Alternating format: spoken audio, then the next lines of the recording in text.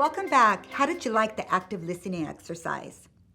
Learning how to actively listen is the foundation of a more strategic approach named empathic listening. It follows the famous phrase, seek to understand before being understood. Empathic listening is about really understanding the person who's talking to you. That means it goes beyond active listening and deep into the zone of non-judging and empathy. Non-judgment while you listen to others means you can truly hear them with an open mind.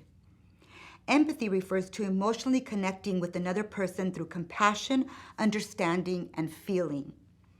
It is truly about listening to them, asking yourself what they are feeling, and making a commitment to understanding their world. Let me repeat that because it is extremely important that you remember this part.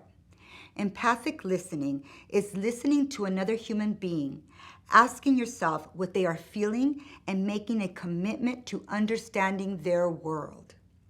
This means completely removing your ego from the situation. My question for you is, are you an empathic listener? Empathic listeners engage in dialogues, not debates, with their negotiation counterparts.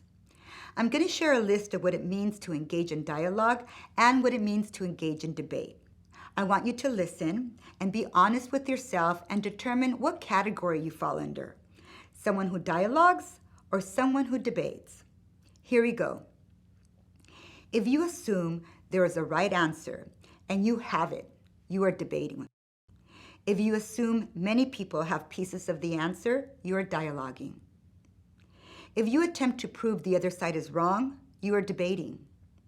If you focus on exploring common ground, you are dialoguing. If you listen to find flaws and make counter-arguments, you are debating.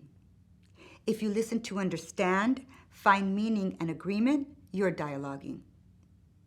If you defend your own assumptions as truth, you are debating. If you reveal your assumptions for reevaluation, you're dialoguing. If you see two sides of an issue, you are debating. If you see all sides of an issue, you're dialoguing. Let me give you an example of how empathic listening could be used in a difficult conversation with an employee. As a manager, you pride yourself on being there for your team members and you maintain an open door policy. You feel that you know each team member quite well and regularly engage in personal conversations with them, staying up to date with the events in their lives, both at work and outside of work. Recently, you noticed Nancy, one of your best team members, pulling away from the team. During meetings, she seems distracted and no longer provides the high level of input that the team has come to expect from her. Other team members have also noticed that she's not looking too well. She was late for her meetings the other day, which seemed very unlike her, and she seems less interested in work more generally too. You are concerned about Nancy, so you approach her to ask her if something is wrong. But she becomes very defensive and says, "Why do you ask?" And I'm fine. A few more weeks go by and you're still not satisfied with her performance, but more importantly, you're very concerned about her. Previously, she'd been the backbone of a thriving team. To get to the root of the issue, you use the following empathic listening techniques to discover what might be going on with Nancy. You call Nancy into your office and simply ask her how you can help her. This lowers her defenses and shows that you're willing to support her.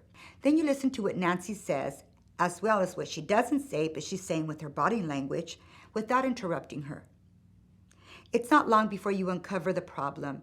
Nancy has been going through a divorce and taking care of an ill parent at the same time. During the conversation, you repeat the points that she's made so she knows that you understand. You pay attention to her body language too. Interestingly, throughout the conversation, this usually confident person has kept her head and eyes down. Overall, she seemed defeated and very sad. You know she's not doing well. After allowing Nancy to finish, you provide support without judgment. You offer to temporarily lighten Nancy's workload and reassure her that her responsibilities will be waiting for her whenever she's ready to return to normal. You also make Nancy aware of the support and resources that are available to her through the company's HR department, such as counseling and financial planning, and that you're there to support her in any other way she may see fit or she may need you. Crucially, you keep the conversation to yourself. You let Nancy know that what she has said will stay between you two. You ensure that it remains confidential. You encourage Nancy to keep you updated on the situation and allow her to go to the counseling sessions that she plans through the company's HR department. You took note of Nancy's obvious pain and listened empathically. The result? Nancy took just over a month to get better, and when she returned to full speed, her work was better than ever, as was her focus, her loyalty to you, to the team, and to the company. Once again, everybody wins.